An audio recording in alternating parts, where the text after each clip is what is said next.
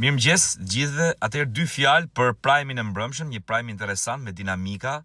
Për ta përmbledhur me dy fjalë ishte kjo. Duan dy janë aspektet domethënë ato të para që të vinë në mend. E para ishte debati mes Rozanës dhe Nedës për një çështje të ndodhur këtu e 307-5000 vjet përpara. Por aty pam se si një banor Big Brotheri, ndërkohë që është duke luajtur një Big Brother brenda, detyrohet të luajë dhe një Big Brother jashtë me opinionistën e spektaklit. Kjo nuk më duk fair nga ana e opinionistës, sepse ajo është brenda dhe normalisht është gati e pambrojtur. Dhe pyetja ime është kjo, që pse pikërisht sot dolën ato statuse? Kush i nxorri herë si fillim? Dhe pse këto statuse janë përmendur dhe nga Egli brenda në shtëpi për Rozanën? Pra, duket gati si e qëllim të gjitha kjo. Megjithatë, prap këtë debat e fitoi Rozana kështu me 0, domethënë 20-0. Kurse ajo tjetra që më ranë sy është ajo që na ka rënë sy të gjithëve gjatë gjithë javës, që Egli ka hyrë në shtëpinë e Big Brotherit me shpatë në dorë. Pra, për të goditur Rozanën dhe Gjestin, për të marrë me këta dy, sepse e tham dhe njerë, e ka paq nga jashtë që ata dy janë më të fortit e shtëpisë.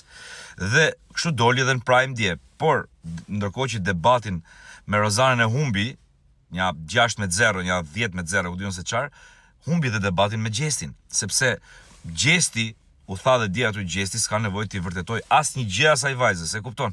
Pra të hy tjetra në vitin 2025 dhe t'i thot ti ke faj se nuk më do dhe mjep argumenta pse s'më do, po s'u du më vlla, kaq e thjesht historia. Kështu që pam një artific të përdorur nga Egli për të rifutur në lojë, por që kjo artific kam përshtypjen që e qiti jashtë loje menjëherë, pam dhe një banore që lun, pra dy Big Brothera, një brenda një jashtë.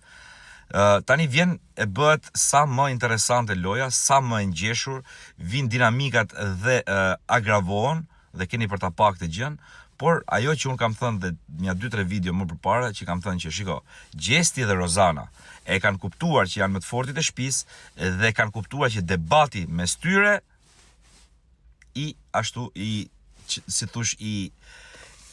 sheshon të tjerat. Pra të tjerët nuk ekzistojnë kur debatojnë Gjesti dhe Rozana, dhe këta të dy e kanë kuptuar në mënyrën më perfekte të mundshme dhe këtë po bëjnë.